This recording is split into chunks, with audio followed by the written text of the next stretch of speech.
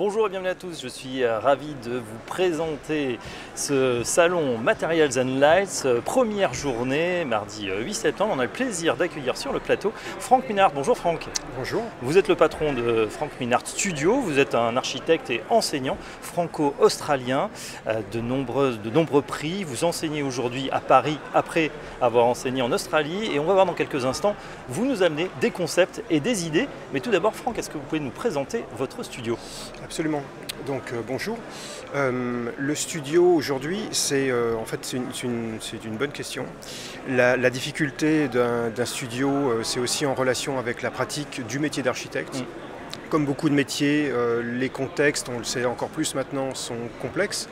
Donc on pratique, le studio et fonctionne en réseau, où on est en géométrie variable à 1 à 4 personnes et on va puiser des compétences en fonction des projets. Voilà, donc c'est une sorte de plus un réseau qu'une structure fixe et pérenne, ce qui nous convient très bien. Quelles sont aujourd'hui vos inspirations? Qu'est-ce qui vous fait réagir dans ce que vous voyez? Sur quel sujet, sur quel projet vous allez vous passionner? Alors, je ne devrais peut-être pas dire ça, mais on aime bien les travailler sur des projets, on va dire, difficiles, où les choses ne sont pas gagnées d'avance, où il y a une sorte de liberté aussi qui est proposée. Et en même temps,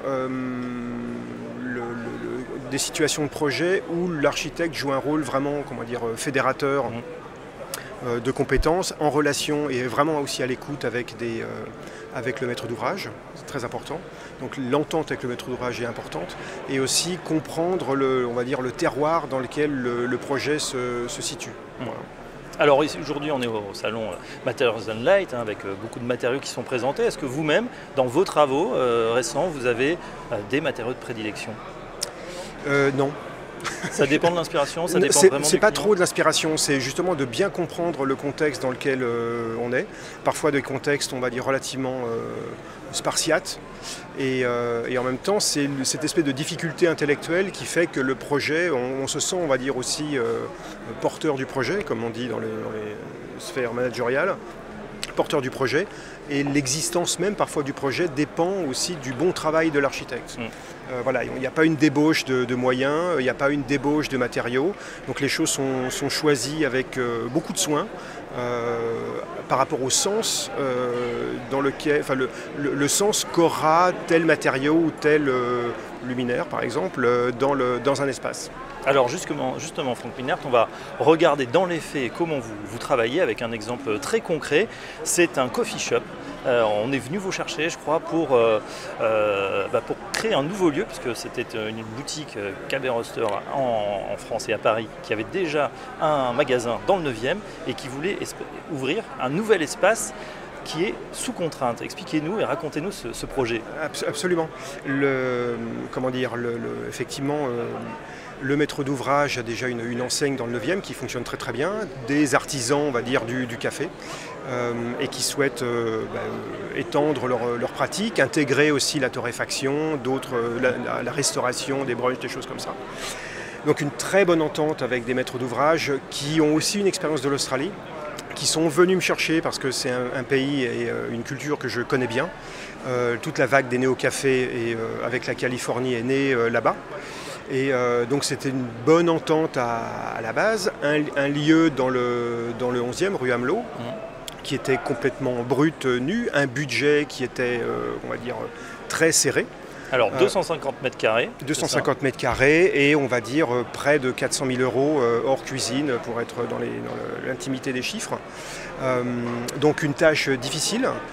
Beaucoup de choses à faire, mais avec une bonne intention du maître d'ouvrage qui est tout à fait louable, c'est de valoriser le travail, la fabrication, les produits, la qualité, le savoir-faire, tout ça. Quand je dis sous contrainte, Franck Minard, c'est que le maître d'ouvrage est très clair. Si on n'est pas dans le budget, ça passe pas, le projet ne se fait pas. C'est à peu près ça, ouais. Donc grosse pression, on va dire, pour tout le monde, pendant toutes les études, même pendant le chantier, pour rester vraiment sur les clous de ce qui avait été décidé, avec des mauvaises surprises comme toujours sur les chantiers, mais savoir réagir, on va dire, main dans la main.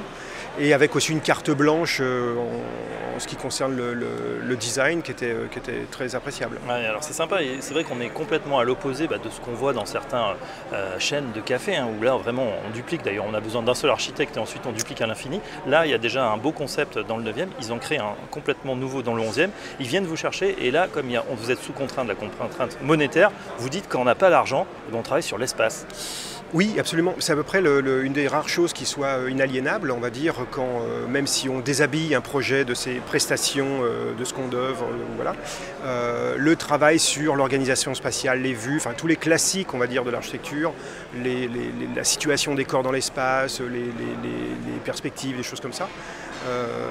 Voilà. Juste quelques clins d'œil que vous faites, des petites références que vous parsemez. Alors c'est peut-être pour les gens qui s'y connaîtront un petit peu plus. Oui, après on va dire il faut toujours puiser aussi dans ce qu'on aime pour donner aussi du sens collectif, comme une sorte de travail aussi un peu d'énigme dans le lieu. Effectivement, des références à des artistes, je ne suis pas le seul à les apprécier, mais des performeurs et activistes des 70 ou même plus récents, où il y a des petits signes comme ça entre les manches de hache, les triangles peints sur les murs, les parois réfléchissantes, voilà, d'antécédents de l'art conceptuel et de la performance. Voilà, si vous voulez en savoir plus et regarder justement, trouver des manches de hache dans un café, eh bien ça se passe au Back in Black Coffee, on peut le citer, dans le 11e. Ce qui est intéressant aussi, c'est que vous avez travaillé sur l'ergonomie, vous ne vouliez pas cacher l'atelier là où on produit les choses, donc tout est ouvert et on peut voir, comme ça se fait comme une cuisine ouverte, on peut voir les collaborateurs en train de travailler. Absolument, voilà, tout le process, en fait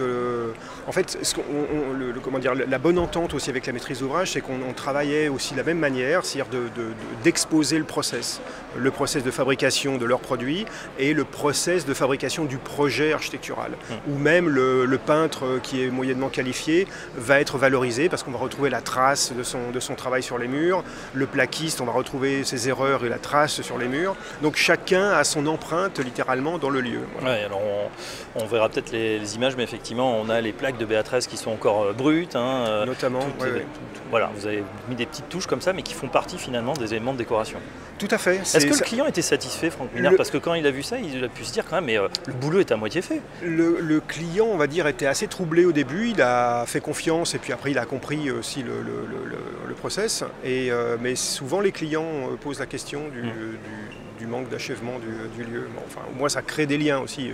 À voir, à découvrir dans le 11e, le Black in Black Coffee. Une dernière question, c'est justement sur ce qu'on vient de vivre, l'actualité. On espère d'ailleurs que voilà, tous les cafés, etc. vont se remplir. Comment vous avez vécu cette période? Est-ce qu'il y a des chantiers qui sont arrêtés? Est-ce que vous avez le sentiment que ça redémarre en cette rentrée? Des chantiers qui sont arrêtés, oui. À 100% des projets, on va dire, au-delà de la faisabilité. Donc il y avait des faisabilités en cours, on va dire prospectives. Mais effectivement, ça a été un arrêt net. Et surtout, je trouve, en tout cas de mon expérience, dans ce type de programme sur, on va dire, la restauration, des choses qui travaillent sur la convivialité, les investisseurs sont très frileux, prudeux, ce qui se comprend. Ouais. Et on espère évidemment que ça va redémarrer. Un grand merci, Franck Minard. Merci à vous. On voit toutes vos créations évidemment sur votre site internet. Et puis à très bientôt sur le plateau de Materials and Light.